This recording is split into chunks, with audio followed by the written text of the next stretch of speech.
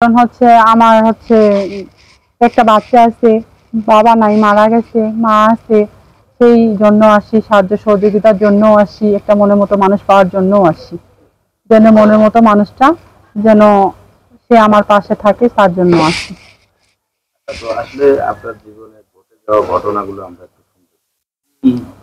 আমার জীবনে ঘটে গেছে, কারণ আমি 3 বছর পার হয়ে গেছে, 3 বছর যাবত আমি একাই আছি। আর আমার স্বামী নাই, মারা গেছে। আমার একটা সন্তান আছে, ছেলে। আমি মানুষের বাসায় কাজ করেই সংসার চালাই। আমি কিন্তু খুব কষ্টেই সংসার চালাই, কারণ আমার বাবা নাই, মারা গেছে। আমার মা আছে বৃদ্ধ, কোনো কাজ কাম করতে পারে না। আর আমি মানুষের বাসায় কাজ করে যেইটুক পাই সেই তাই দিয়ে সংসার চালাই। আর আমার বাচ্চাটার আমি লেখাপড়া করতে পারি না। আমার বাচ্চাটা হচ্ছে মাদ্রাসায় লেখাপড়া করার জন্য দিচ্ছি, আমি সেই লেখাপড়া করা মানে দিতে পারি না, সঠিকভাবে চালাতে পারি না। এমন এই কারণে আসি যে এমন কোনো মানুষ যদি আমার পাশে থাকে, সেই আমার বাচ্চাটা যদি দায়িত্ব নেয়, বাবার একটা স্বীকৃতি দেয়, তাকে ভালোবাসে, যদি বুকে আগলে ধরে, আমি তার সাথে মানে কৃতজ্ঞতা থাকবো যে হচ্ছে সে আমার বাচ্চাটাকে সম্পূর্ণ দায়িত্ব নিবে। তার কাছে আমি সারা জীবনের জন্য আমি তাকে ধরে আঁকড়ে ধরে থাকবো, তাকে ধরে সারা জীবন বুকে নিয়ে থাকবো। এই জন্যই আসি। আমি সন্তানটাকে বুকে নিয়ে থাকবেন, হ্যাঁ, কিংবা আপনি দায়িত্ব যে নিবে তার কাছে যাবেন, আসলে কত বছর আগে সংসার করেছেন? আমি হচ্ছে তার সাথে 6 থেকে 7 বছর এরকম সংসার করছি। 7 বছর সংসারের সুখের কথা তো, যখন স্বামী ছিল তখন তো সুখ ছিল জীবনে, যখন স্বামী ছিল না তখন তো সুখ আর জীবনে থাকবে না। কারণ একক জীবনে কোনো সুখ শান্তি বলতেই জিনিস নেই।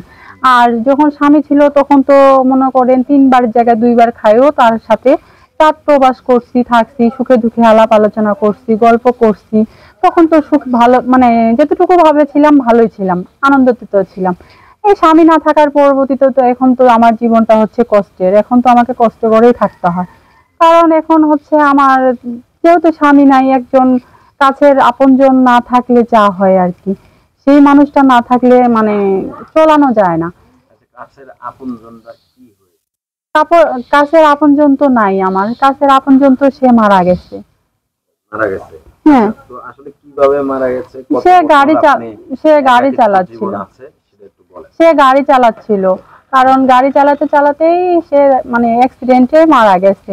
তারপর আমার জীবন একাকৃত ভাবে আমি আসি 3 বছর এই যাবৎ ধরে আমি আসি একাকৃত ভাবে জীবন নিয়ে। 3 বছর যাবৎ ধরে আমি এভাবে আসি একাকৃত জীবন ভাবে নিয়ে। কষ্ট করে বাচ্চাকে মানুষ করি, কষ্ট করে মানুষের বাসায় কাজ করি। কিন্তু হ্যাঁ, আমি টেইলার্সের কাজ জানি। কিন্তু যদি সেরকম আমার মানুষ যদি আমার পাশে থাকে, মনের মতো মানুষ যদি আমাকে ভালোবাসে থাকে মন থেকে, সেই মানুষ যদি আমাকে সাহায্য সহযোগিতা করতে চায়, তাহলে সে যদি মনে করে যে হচ্ছে আমাকে একটা সেলাই মেশিন কিনে দিবে, তাহলে সে কিনে দিলে তাহলে আমি হচ্ছে রুজি করে খাইতে পারবো, সেইটা দিয়ে চলতে পারবো।